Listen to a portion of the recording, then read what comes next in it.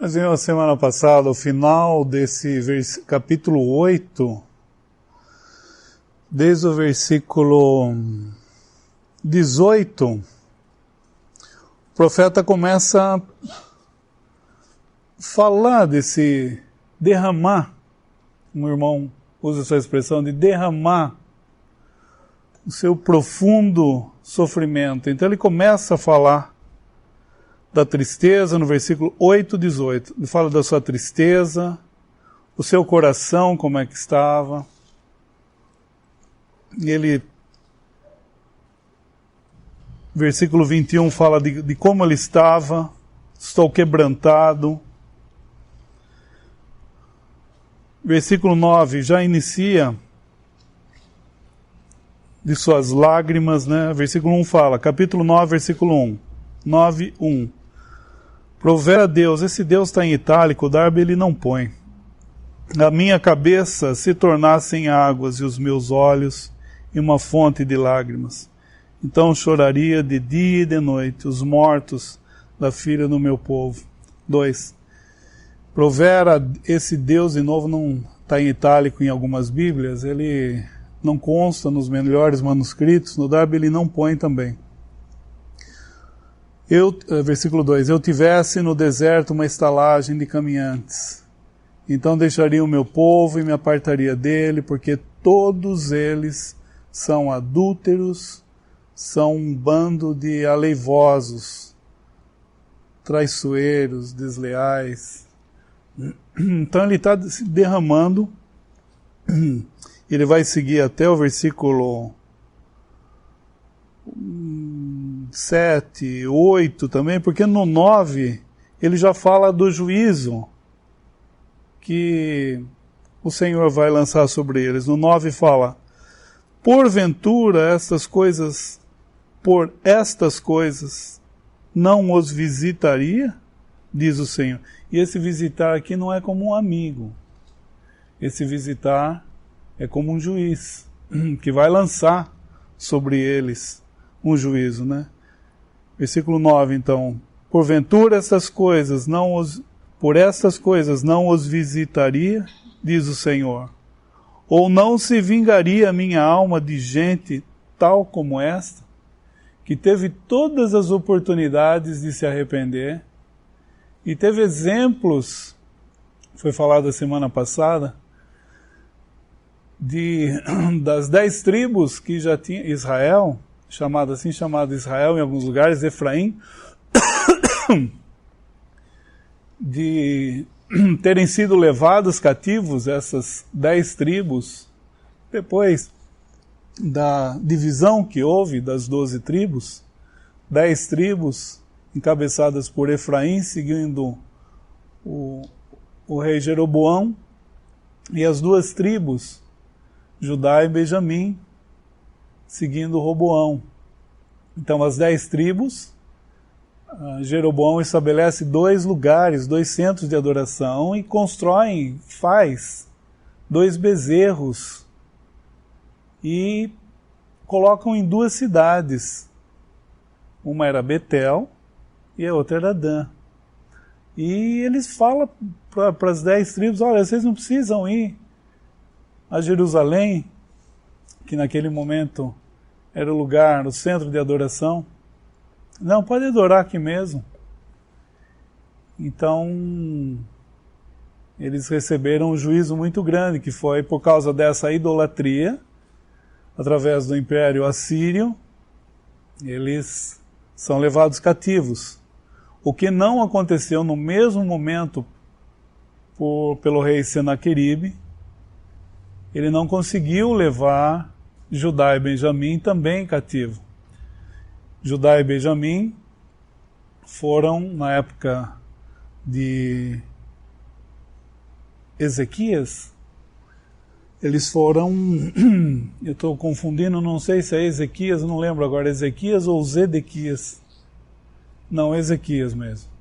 Eles não foram levados cativos, foram livrados miraculosamente por Deus, que derrotou não só o rei Senaqueribe, mas matou 185.000 pessoas, sem eles terem que tirar a espada, sem Judá e Benjamim terem que tirar a espada.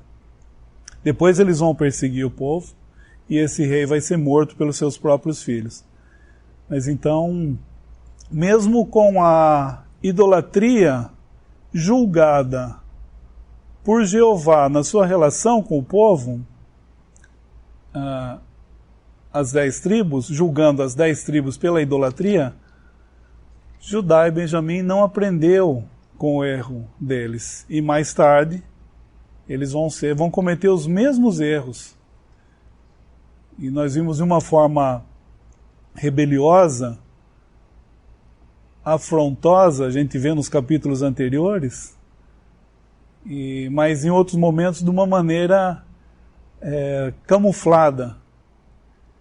E dessa maneira, como a gente vê nesse próprio capítulo aqui, essa malícia como que exalando nessas duas tribos. Ou seja, então, e tem sido abordado esse assunto também, que o fato de nós conhecermos e sabemos de erros que foram cometidos no passado, não significam necessariamente que nós aprendamos com eles. Eu estou pensando de uma maneira coletiva, mas uma maneira também individual. E às vezes nós, nem com os nossos próprios erros, nós aprendemos. Interessante que todo esse, no tempo de Jeremias, levantou-se um rei chamado Josias. E foi nesse tempo que Judá deu uma, assim, energizada nas coisas do Senhor. Se a gente abrir em 2 Reis, capítulo 22, porque se a gente for no capítulo 1 de Jeremias, nós vamos ver que é o tempo do rei Josias. É esse rei aqui, então, 2 Reis 22, versículo 1. Tinha Josias 8 anos de idade quando começou a reinar, e reinou 31 anos em Jerusalém. E era o nome de sua mãe, Gedida, filha de Adaías, de Boscate. E fez o que era reto aos olhos do Senhor, e andou em todo o caminho de Davi seu pai, e não se apartou dele, nem para a direita, nem para a esquerda. Sucedeu, pois, que no ano 18º do rei Josias, o rei mandou o escrivão Safã, filho de Azalias, filho de Mesulão, à casa do Senhor. Foi com outro propósito que ele mandou, mas nós vamos ver que Safã, o sacerdote Ilquias, deixa eu achar o versículo aqui. Deixa eu ver, não, ele acha o livro. Acharam um livro na casa do Senhor lá, ó. Aqui, ó, versículo 8. Então disse o sumo sacerdote Ilquias ao escrivão Safã: achei o livro da lei na casa do Senhor. E Ilquias deu o livro a Safã, e ele o leu. Estava perdido, tinha o livro da lei na casa do Senhor, mas estava perdido esse livro. Aí acharam o livro da lei. Não se lia mais o livro da lei. Eles não estavam mais lendo o livro da lei. Estava lá no templo, mas não estavam lendo mais. E Safã então leva, versículo 9, então o escrivão Safã veio ao rei e referiu ao rei a sua resposta. No 10, sacerdote Ilquias me deu um livro, e Safã leu diante do rei. Sucedeu, pois, que ouvindo o rei as palavras do livro da lei, rasgou as suas vestes. E o rei mandou a Ilquias, o sacerdote, e Aicão, filho de Safã, Aquibor, filho de Micaías, e Safã, o escrivão, Esaías, o servo do rei, dizendo: ide consultai ao Senhor por mim e pelo povo. E aí acontece que no próximo capítulo 23, Josias, então com 26 anos de idade, se eu não calculei errado, ele começou com 8, né? Então o rei ordenou, e todos os anciãos de Judá e de Jerusalém se ajuntaram a ele. E o rei subiu à casa do Senhor, e com ele todos os homens de Judá e todos os moradores de Jerusalém, e os sacerdotes e os profetas e todo o povo, desde o menor até o maior, e leu aos ouvidos deles todas as palavras do livro do concerto, que se achou na casa do Senhor. E o rei se pôs em pé junto à coluna, e fez o concerto perante o Senhor, para andarem com o Senhor, e guardarem os seus mandamentos, e os seus testemunhos, e os seus estatutos, com todo o coração e com toda a alma, confirmando as palavras desse concerto que estavam escritas naquele livro, e todo o povo esteve por este concerto. E aí o rei vai fazer um rapa no templo e fora do templo. Ele vai limpar tudo. Porque, como foi falado a semana passada, eles tinham contaminado o templo. Eles estavam levando deuses estranhos para dentro do templo. E fora do templo tinha os altos, as deusas, que nós vamos ver depois. Versículo 4. E mandou aos guardas do umbral da porta que se tirassem do templo do Senhor segunda Reis 23, versículo 4, estou lendo do meio. Que se tirassem do templo do Senhor todos os utensílios que se tinham feito para Baal, e para o bosque, e para todo o exército dos céus, e os queimou fora de Jerusalém, nos campos de Cedron, e levou as cinzas deles a Betel. Também destituiu os sacerdotes que os reis de Judá estabeleceram para incensarem sobre os altos nas cidades de Judá e ao redor de Jerusalém, como também os que incensavam a Baal, ao sol e à lua e aos planetas e a todo o exército dos céus. Também tirou da casa do Senhor o ídolo do bosque para fora de Jerusalém, até o ribeiro de Cedron, e o queimou junto ao ribeiro de Cedron, e o desfez em pó, e lançou o seu pó sobre as sepulturas dos filhos do povo. Também derribou as casas dos prostitutos cultuais, que estavam na casa do Senhor. Estavam dentro. Esses prostitutos cultuais têm uma história aí, em que as mulheres teciam casinhas para o ídolo do bosque. E a todos os sacerdotes trouxe da cidade de Judá, e profanou os altos em que os sacerdotes incensavam desde Geba até Berseba, e derrubou os altos das portas que estavam à entrada da porta de Josué, o chefe da cidade, e que estavam à mão esquerda daquele que entrava pela porta da cidade. Mas os sacerdotes dos altos não sacrificavam sobre o altar do Senhor em Jerusalém, porém comiam pães asmos no meio dos seus irmãos. Também profanou a Tofete, que está no vale dos filhos de Inom, para que ninguém fizesse passar seu filho ou sua filha pelo fogo a Moloque. Então eles estavam sacrificando seus filhos a Moloque, nesse vale dos filhos de Inom. Tofete, pelo que eu vi, significa vale dos tambores. Quando eram sacrificadas as crianças,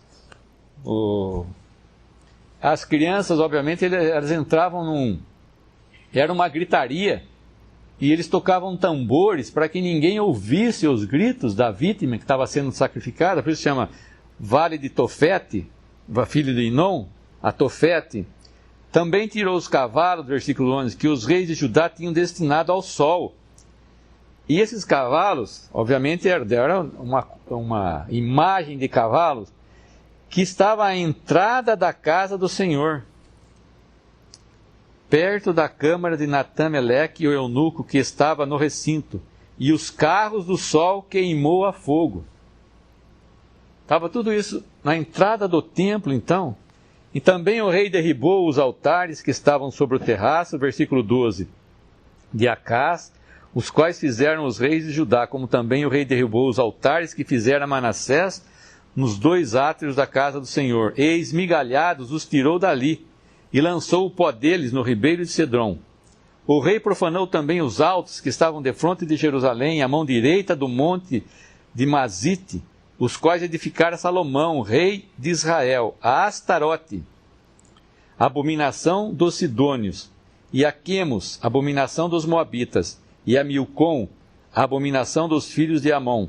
Astarote é uma deusa, na verdade. É uma deusa dos sidônios. E Baal é uma deusa, obviamente, feminina. Astarote. E Baal é o deus masculino. Não é? Então eles adoravam tanto essa deusa, que é Astarote, como a Baal, porque eles falam que tinham os Baalins, que eles adoravam os Baalins, cada um tinha seu santo em particular. Também eles adoraram esses outros deuses dos Moabitas e dos Amonitas.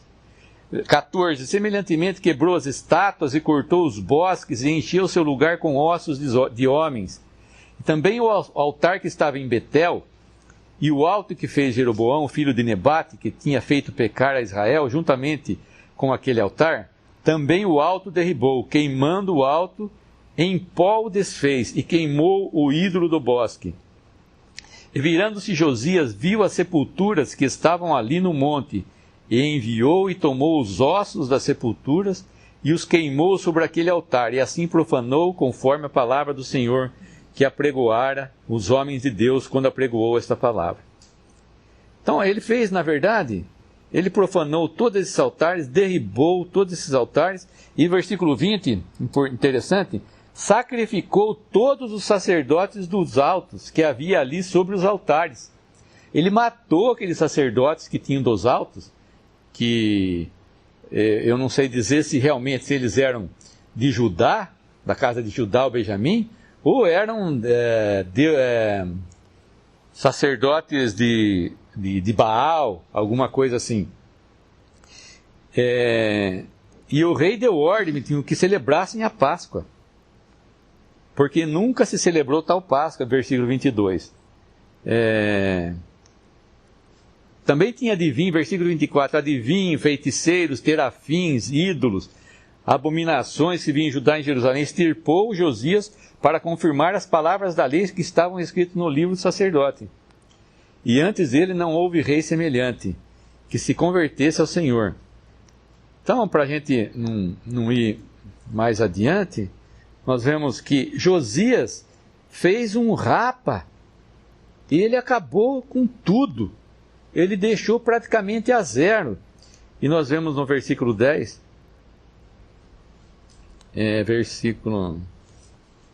versículo 13 do nosso capítulo de Jeremias 9.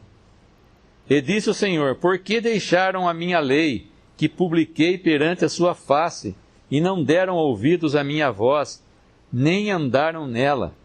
Antes andaram após o propósito do seu coração e após os Baalins, como lhes ensinaram seus pais. Então, nós vemos uma história triste, na verdade, porque esse rei Josias começou a reinar com 8 anos. Quando acharam esse livro da lei na casa do Senhor, ele fez conforme tudo que estava escrito. Ele zerou praticamente. Foi um motivo até de regozijo de Jeremias, em poder ver que aquilo estava tudo estabelecido. Mas o coração de um homem, embora ele tenha lido e tenha juntado desde o menor até o maior, e ter lido o livro da lei, o coração de um homem só não move toda uma nação. O coração de uma pessoa só não faz todo um trabalho, como ele quis fazer aqui. O coração dele estava, como nós vemos, estava pervertido. Então o coração de Josias estava para com o Senhor, mas o coração do povo não. E logo depois de Josias tem uma outra recaída, e aí Judá vai ser levado cativo para a Babilônia. Essa é a história, né? Um pouquinho da história. Eles eram de 2 Reis 23:5. Seus sacerdotes que os reis de Judá estabeleceram para incensarem sobre os altos. Na verdade, nós passamos o tempo, mas só para complementar, esse é um cumprimento de uma profecia de 1 Reis, capítulo 13. Quando fala, capítulo 13, é um homem de Deus que vai a Betel. Quando ele fala no versículo 2, primeiro livro dos Reis, capítulo 13, versículo 2, fala, e clamou contra o altar com a palavra do Senhor e disse, altar, altar, assim diz o Senhor, eis que um filho nascerá à casa de Davi, cujo nome será Josias, o qual sacrificará sobre ti os sacerdotes dos altos, que queimam sobre ti incenso, e os ossos de homens se queimarão sobre ti. Isso era o cumprimento de uma profecia, e como o Binotti mencionou, esses foram sacerdotes que foram instituídos lá por Jeroboão. Porque Jeroboão não foi para Judá, ele pegou do povo, dos mais baixos do povo, e instituiu os sacerdotes. Então, eles tinham responsabilidade nisso no tempo de Josias, que vai ser um tempo posterior, né? Não vai ser no mesmo momento. Então, só para enfatizar, é o cumprimento de uma profecia do capítulo 13 de primeiro livro dos Reis, versículo 2. Ele fala o homem de Deus no versículo 1, mas se alguém quiser ler o capítulo 13 é melhor.